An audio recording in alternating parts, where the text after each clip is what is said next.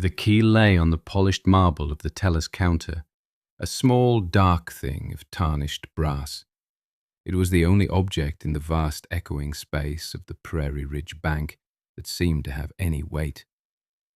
Elspeth Vance stood on one side of it, her hands clasped loosely in front of her, a posture unnervingly still.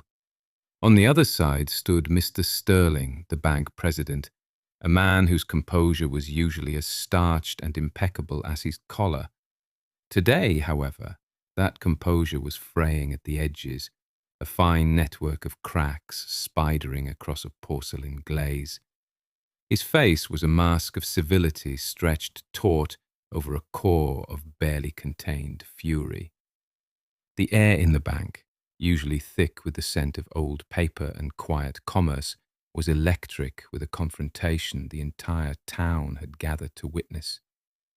They lined the walls, farmers in dusty overalls and town merchants in their Sunday best, their faces a mixture of awe, disbelief, and a dawning, terrible shame. Just one winter earlier, not a soul in Prairie Ridge would have spared this woman a second glance, except one of pity. They had judged her mad, a grieving widow clinging to the bankrupt ghost of a farm, a woman lost to reason. They had watched her toil on a patch of land everyone knew was cursed, and they had shaken their heads. Now they watched her as if she were the only solid thing in a world that had turned to dust. By the way, wherever in the world you're watching from right now, let me know in the comments. I love seeing how far these stories reach. Okay, where were we? The silence in the bank was a living thing. Mr. Sterling finally broke it, his voice a low hiss of strained reason. "Mrs. Vance," he began, gesturing toward the key with a trembling finger. "Let us be sensible." Elspeth's gaze did not waver. She remembered a different day, in a different room, with this same man. A day when sensible had meant something else entirely. That day had come the November before, just 48 hours after they had lowered her husband Liam into the frozen earth. The wind had scoured the plains, a relentless, keening sound that seemed to be stripping the world down to its bones. Elspeth had walked into Mr. Sterling's office feeling hollowed out by that same wind, a vessel of quiet, aching emptiness. Mr. Sterling had been the picture of professional sympathy. He had offered her a cup of weak, lukewarm coffee and a series of perfectly modulated condolences. He spoke of Liam's passion, his vision, but the words were empty, placeholders for the real business of the meeting. The business was debt. The arithmetic of it was brutal and simple. Liam's farm, their home, was mortgaged to the absolute limit. Every piece of machinery, every acre of land was collateral. The operating accounts were empty. Worse than empty, they were negative.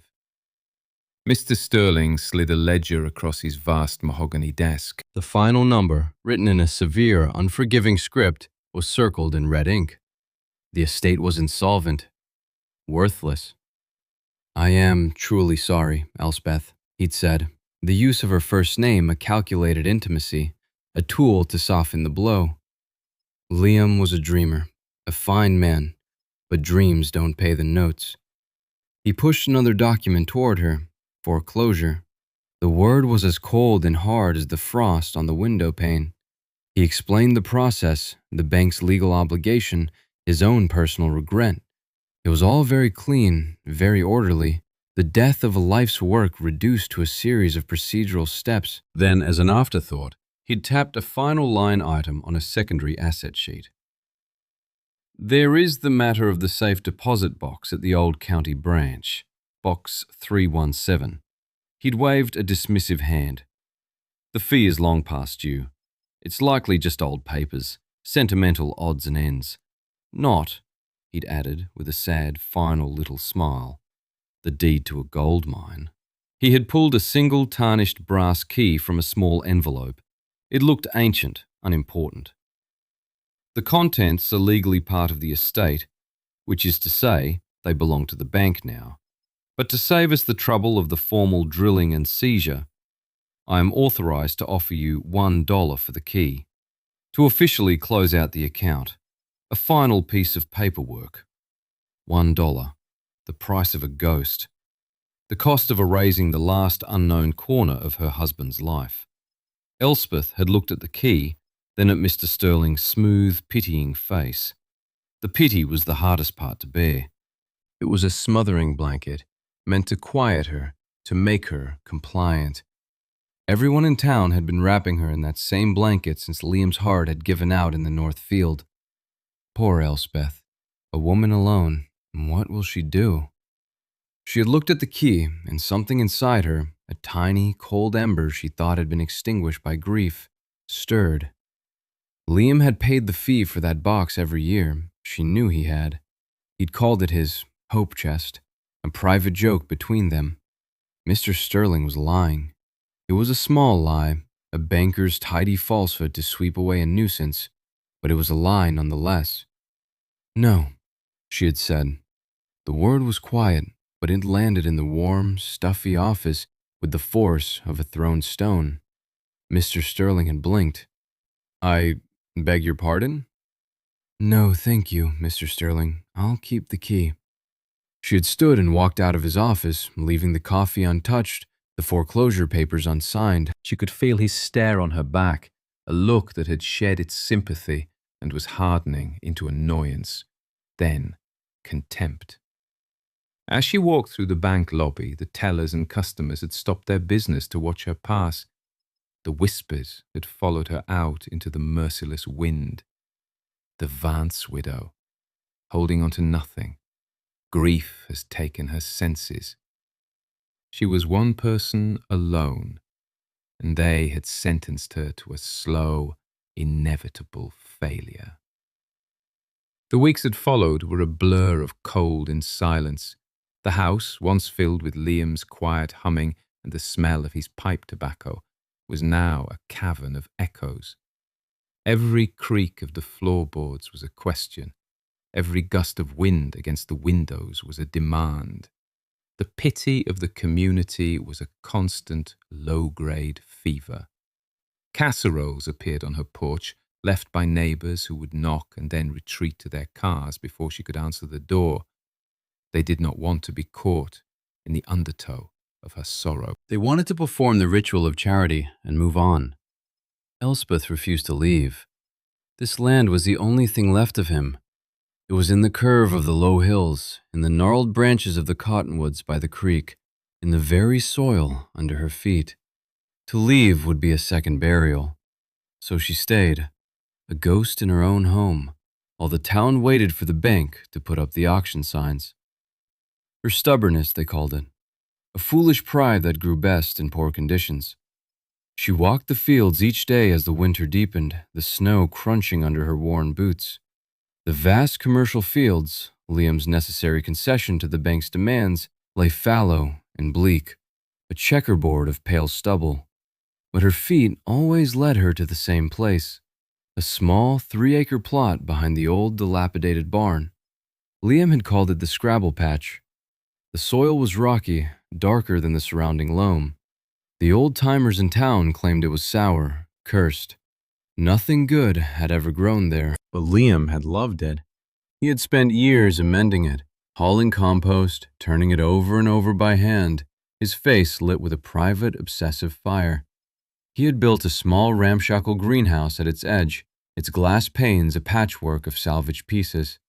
It was here, on this worthless piece of land, that he had been truly happy. One afternoon in early December, as the sky threatened a heavy snow, she was standing at the edge of the Scrabble Patch when she heard the rhythmic squeak and scrape of metal on wood. Her nearest neighbor, Mr. Sokolov, was mending the fence that separated their properties. He was a man of 80, with a face like a weathered map of some distant, forgotten country in Eastern Europe. He had come to Prairie Ridge after the wars, and he kept to himself, speaking in a clipped, formal cadence that the locals found peculiar. He did not offer condolences or pity. He simply stopped his work, wiped his hands on a rag, and nodded toward the patch of land. "Your husband," he said, his voice raspy. He understood. Elspeth said nothing, just pulled her thin coat tighter around her. Mr. Sokolov squinted at the dark, frozen earth. "In my country, we have a saying, He paused, searching for the right words in a language that was not his own. The best seed is not the prettiest. The best seed is the one that remembers winter. He looked at her then, his pale blue eyes clear and direct. He wasn't talking about farming, not entirely. He was offering her a tool, a piece of wisdom forged in a place that knew hardship. He nodded once, a gesture of finality, and returned to his fence. The words echoed in her mind. The one that remembers winter. It was as if he had handed her a key, not of brass, but of understanding. A key to Liam's obsession. A key to what might be waiting in box 317. The drive to the county seat took an hour through drifting snow. The old bank building was a relic of limestone and granite, a testament to a time when finance felt more permanent. The vault was in the basement, behind a circular door of breathtaking thickness. A young clerk, bored and unimpressed, led her into the sterile viewing room and left her alone. The metal box was surprisingly heavy. Elspeth placed it on the small table, her heart a frantic drum against her ribs. She inserted the brass key. The lock turned with a satisfying, solid click. She lifted the lid. There were no deeds, no stock certificates, no hidden bundles of cash. The box was filled to the brim with small glass jars, dozens of them. Each one was sealed with wax and meticulously labeled in Liam's spidery handwriting. Inside the jars were seeds. Seeds of every shape, size, and color imaginable. Tiny black specks, mottled brown pebbles, deep blue-gray kernels, and grains the color of polished mahogany. They were beautiful, like a collection of strange organic jewels. Tucked into the side of the box was a small, leather-bound journal. Elspeth opened it. The pages were filled with Liam's notes, diagrams of cross-pollinations, and observations on drought resistance and germination rates. He had spent a decade traveling to small, forgotten farms, collecting heritage grains, seeds that had been passed down for generations but were being wiped out by the tide of commercial, hybridized monocultures. These were seeds that had survived blights, floods, and the Great Dust Bowl. They were seeds that, like Mr. Sokolov had said, remembered winter. This was Liam's treasure, not a hedge against financial ruin in a way Mr. Sterling could ever understand, but a bank of a different kind, a bank of resilience, a bank of life.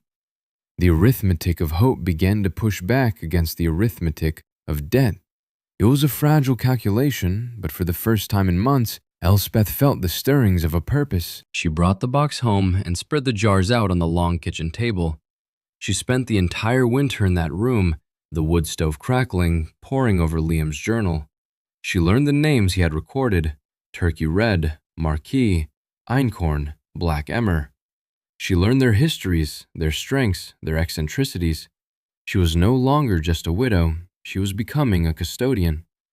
It was in late February that the boy appeared, Finn. He was a scrawny child of about 10 from a family down the road that had more children than prospects. He was quiet and watchful, with eyes that seemed to miss nothing. He began to show up at her farm, at first just standing at the edge of the yard, a silent observer. Elspeth, remembering her own lonely childhood, didn't shoo him away. One day, she left a plate with a sandwich and an apple on the porch railing. It was gone an hour later. The next day, he was back. She was in the greenhouse, painstakingly cleaning and mending the cracked panes of glass, sealing them against the lingering cold. Finn walked right in, his breath pluming in the frigid air, and picked up a rag. He began to wipe down the dusty shelves without a word. From that day on, he was her shadow, her silent partner. He was fascinated by the seeds. He would hold the jars up to the light, marveling at the contents. He didn't know their official names, so he gave them his own. A dark-horned wheat he called Dragon's Tooth. A glossy, almost black rye became Midnight Rye. A heavy, dense, rust-colored grain he dubbed Iron Wheat. Elspeth wrote his names on new labels and stuck them on the jars next to Liam's scientific ones. The names gave them a new life, a new story. They were no longer just specimens. They were characters in a future she was just beginning to imagine. Together, as the last of the snow melted and the ground began to thaw, they started the work. They turned the soil of the Scrabble patch by hand, their shoulders aching, their hands raw. The work was unglamorous, a grueling, repetitive battle with the cold, damp earth. The townspeople would slow their trucks as they passed, shaking their heads at the sight of the widow and the waif toiling on the cursed plot. The whispers continued. The poor woman's finally lost her mind, digging in that sour dirt. It was easier to believe a field was cursed than to admit you'd been a fool for letting it lie fallow. They planted the seeds in trays inside the mended greenhouse. Elspeth followed Liam's journal like a sacred text, giving each variety the precise conditions it required. Every morning she and Finn would enter the humid, earthy-smelling air of the greenhouse and inspect their work.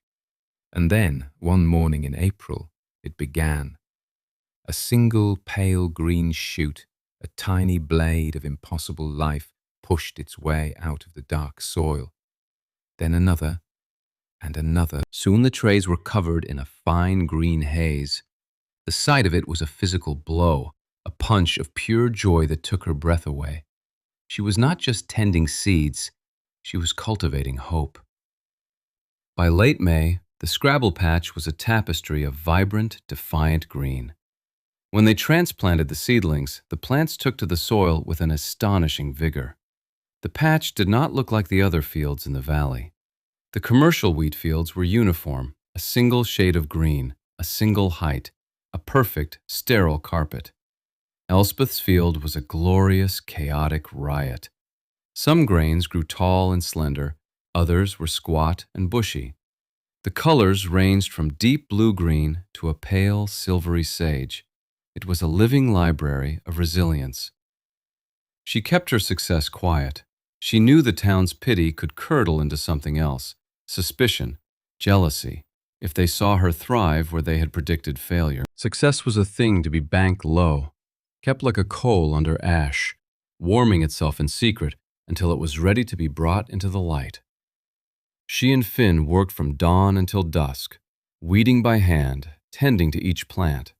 The boy, who had been so silent, began to talk. He told her about the birds he saw, the names of the clouds. In tending the field, they were tending to the broken pieces of each other. In mid-July, Mr. Sterling's black automobile kicked up a cloud of dust as it rolled down her driveway. He got out, his city shoes looking absurdly out of place. He surveyed the strange, patchwork field with a look of profound disbelief. He could not reconcile this vibrant, thriving crop with the worthless land on his ledger sheets. "Mrs. Vance," he said, his voice dripping with a false, avuncular warmth, "I see you've been gardening." The condescension was a slap. "An admirable hobby, but a farm needs to be profitable. This is no way for a woman alone to live." He made her an offer. He called it a charitable act. The bank would forgive a portion of the debt and give her a small stipend, enough to move into a little apartment in town, if she would just sign the property over now. No auction, no unpleasantness. It was, he assured her, the sensible thing to do. Elspeth looked at her field, at the heads of grain beginning to form, each one a tiny testament to Liam's faith and her own labor. She looked at Mr. Sterling, a man who confused price with value, who saw a hobby where she saw a future. "No, thank you, Mr. Sterling," she said, her voice level and calm. His smile tightened. "Don't be foolish, Elspeth. This is your last chance." "I don't think it is," she replied. She turned and walked back toward the house, leaving him standing by his car. She did not need to argue. The field itself was her answer. She knew her silence unnerved him more than any protest. It was a language of power he did not speak and could not comprehend. He left in a spray of gravel and fury, the dust of her land clinging to his polished car. The first reports came in late July, like a rumor of war from a distant country. A new strain of blight, a fungal rust, was devastating the wheat fields to the east. It thrived in the damp, unseasonably warm conditions they'd been having. It was aggressive, fast-moving, and it targeted the specific, genetically narrow hybrid that 90% of the farmers in the region, including everyone in Prairie Ridge, had planted. The Taggart 117. It was a high-yield, fast-growing marvel of modern agriculture, heavily promoted by the grain suppliers and, by extension, the banks that financed them. Its strength, its uniformity, was now its fatal weakness. At first, the people of Prairie Ridge were dismissive. Blights happened elsewhere. Their fields were fine, a sea of waving gold, just weeks from harvest. But then the news came from the next county over. Total loss. Fields that had been perfect one week were crumbling into brown, diseased powder the next. A low hum of anxiety began to spread through the town. Farmers gathered at the co-op, their talk growing more strained, their gazes drifting eastward, as if they could see the microscopic spores riding the wind. The rust arrived in Prairie Ridge in the second week of August. It came silently, insidiously. One farmer, checking his fields at dawn, saw a patch of telltale orange-brown dust on the leaves. By noon, it had spread. Within 3 days, the entire valley was a scene of agricultural carnage. The vast, beautiful fields of Taggart 117, the pride of the county, the foundation of its economy, turned from gold to a sickly, dying brown. The air grew thick with the smell of decay, a sweet, rotten odour that clung to everything. The silence of the dying fields was more terrifying than any storm. Panic set in. This was not a bad harvest. This was an apocalypse. Loans would come due. Families would lose their land. Mr. Sterling's bank held the notes on nearly every farm in the valley. The institution that had seemed so powerful was suddenly balanced on a knife's edge, its assets turning to worthless rot before its eyes. And then, people began to notice. On the road that ran past the old Vance place, trucks began to slow down, then stop altogether. Drivers got out and stared, their faces etched with disbelief. In a valley of death, one small, 3-acre patch of land was defiantly, impossibly alive. The Scrabble Patch, Elspeth's strange, chaotic collection of forgotten grains, stood tall and untouched. The black emmer, the midnight rye, the iron wheat, their diverse ancient genetics made them immune to the modern plague. The very qualities that made them commercially undesirable, their lack of uniformity, their long evolutionary memory of hardship, had become their salvation.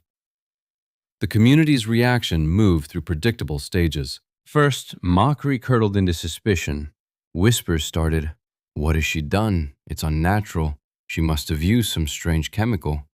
It was easier to believe in witchcraft than to admit that a grieving widow, a boy, and a dead man's obsession had been right all along. But as the full scope of their own ruin became clear, suspicion gave way to a desperate, grudging respect. The procession of trucks on the road past her farm grew. They were no longer gawkers, they were pilgrims. They stared at her field not as a curiosity, but as a miracle, the last green place on earth. Elspeth and Finn harvested their crop by hand, using old-fashioned scythes they'd found in the barn. They worked in a bubble of focused silence, aware of the eyes on them.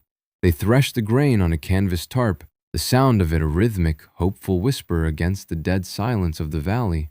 They filled jar after jar with the precious, life-giving seed. 200 jars of iron wheat, 150 of midnight rye, 80 of the ancient einkorn. It was more than a harvest. It was a treasury. Mr. Sterling knew it too.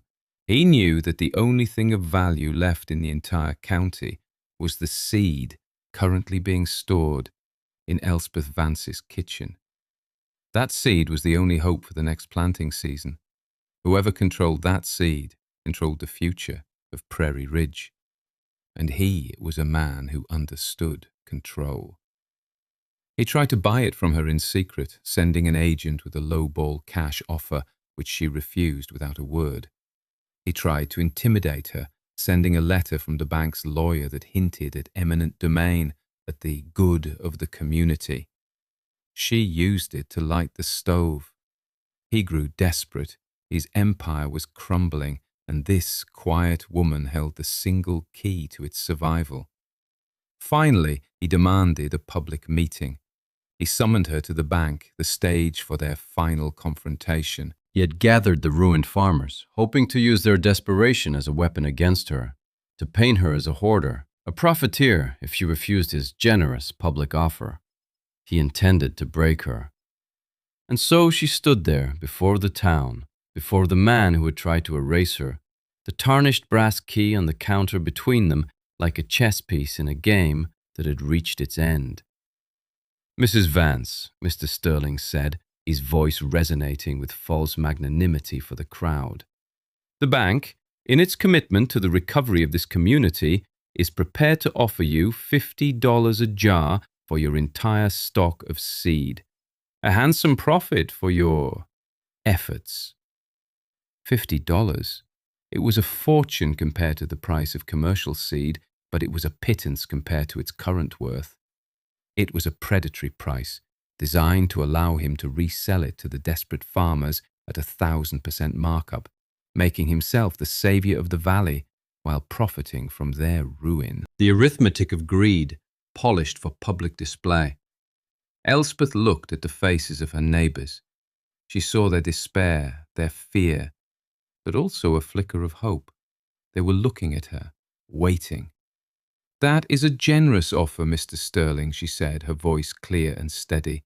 "And I'm sure you could make good use of all of it, especially," she paused, letting the silence hang in the air, "the 200 jars of iron wheat." A flicker of confusion, then triumph crossed Sterling's face. He thought she was negotiating, that she had taken the bait. He smiled, a predator's thin smile. "Yes, I know you have at least 200 jars of that iron wheat seed. I'll take them all." The silence in the bank was suddenly absolute. A collective intake of breath. Sterling had made a fatal error. He had revealed knowledge he should not possess. The exact count of the jars was a secret known only to two people on earth, Elspeth and the boy Finn, who now stood near the back, his eyes wide. Sterling, in his arrogant haste, had just admitted to spying on her, to trespassing, to counting her assets like a thief. He had betrayed himself with his own greed. Elspeth let his words hang in the air for a long moment, letting everyone in the room understand their meaning. His public mask of civility had been ripped away by his own hand. Then she turned her gaze away from him, dismissing him completely.